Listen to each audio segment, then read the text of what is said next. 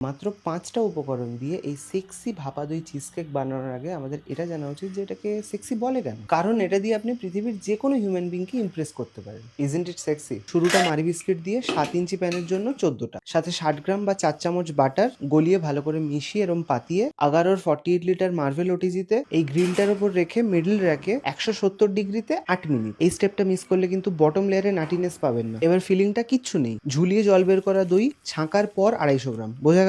ভালো করে ফেটিয়ে নিন। একদম স্মুথ হয়ে গেলে কনডেন্স মিল্ক বা মিল্ক মেড হাফ কাপ মিশিয়ে নিয়ে 1/4 কাপ ফ্রেশ ক্রিম, একদম কম, শুধু টেক্সচারের জন্য। একটু নুন, 2 চামচ চিনি দেওয়ার জায়গা কিন্তু এখানে ছিল, আমরা ইচ্ছে করে দিইনি, যাতে উপরের মিষ্টি ক্যারামেল সসটার সাথে একটা কন্ট্রাস্ট তৈরি হয়, কিন্তু পুড়ে যেন না যায়। আমরা বাস্ক চিজ কেক বানাচ্ছি না, তাই মিডল র্যাকে টিনটা রেখে নিচের র্যাকে গরম জল, খুব ইম্পর্টেন্ট। ওটিজির সাথে অনেক কটা অ্যাটাচমেন্ট এলে এই সব ক্ষেত্রে কিন্তু খুব সুবিধা হয়। এবারে 160-এ 40 থেকে 45 মিনিট। আচ্ছা, এইভাবেও ঠান্ডা করে খেতে পারেন, তাতে মাখানোর সময় চিনিটা অ্যাড করে দেবেন। রেসিপিতে সব দেওয়া আছে, কিন্তু মিনিমাম 4 থেকে 5 ঘন্টা ফ্রিজে রেখে অপেক্ষা করুন। বা যদি এই সেক্সি সল্টেড ক্যারামেলটা এরকম ছড়িয়ে আর আধ ঘন্টা ফ্রিজ করতে পারেন, খেলা শেষ। I am telling you, game over. Salted ক্যারামেলের রেসিপি ঠিক এর আগের ভিডিওটা বানালে ছবি পাঠাতে ভুলবেন না। আজ আসি, আবার দেখা হবে।